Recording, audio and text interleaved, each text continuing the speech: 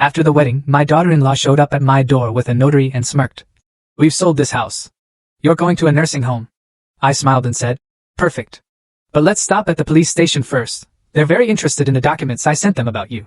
You know that feeling when you've been pushed to your absolute limit, when someone's tried to steal your very life out from under you, and you finally get to say, 'Not today, sweetheart.'" Well, that's exactly where I was, staring into the cold, calculating eyes of my daughter-in-law, Amanda, as she thought she had me beat. She didn't. Not by a long shot. See, Amanda stood there in their living room, her smile as cold as December frost. And the notary? He was just shuffling papers like he was dealing cards for my very own funeral.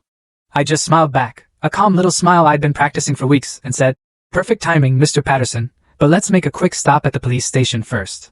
They've been waiting to hear about those documents I sent them yesterday." And I swear, the color drained from her face faster than water down a broken drain. That's what it looked like when the daughter-in-law who thought she'd outsmarted a 68-year-old woman finally realized she hadn't. Oh, you better believe I had her number. So buckle up, because this story starts with the most humiliating 24 hours of my life, and it ends with the most satisfying. Just 2 days earlier, I'd watched my only son, Michael, marry Amanda. It was in the same old church where I'd married his father 35 years ago. The ceremony? Absolutely beautiful. Amanda looked radiant, and I really thought maybe, just maybe, we could finally build a real relationship. I mean, she was carrying my future grandchild, right? How naive can one woman be? Seriously. The reception was at the country club, the very same one where I'd worked as a waitress, busting my behind to put Michael through college.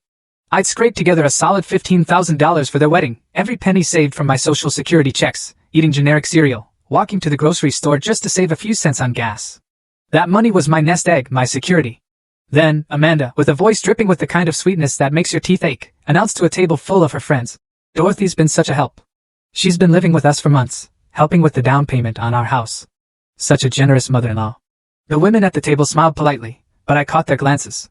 I knew exactly what they were thinking. Poor old woman, probably can't manage on her own anymore. What Amanda conveniently forgot to mention was how that help had happened. 3 months ago, she convinced Michael that my little apartment wasn't safe for an elderly woman living alone. "What if you fall?" she'd said, tears in her eyes. Fake tears, I see now. What if something happens and no one knows for hours? Before I knew it, they'd moved me out of my apartment and into their spare room. Temporarily, while we looked for something better suited to. Full story added in below.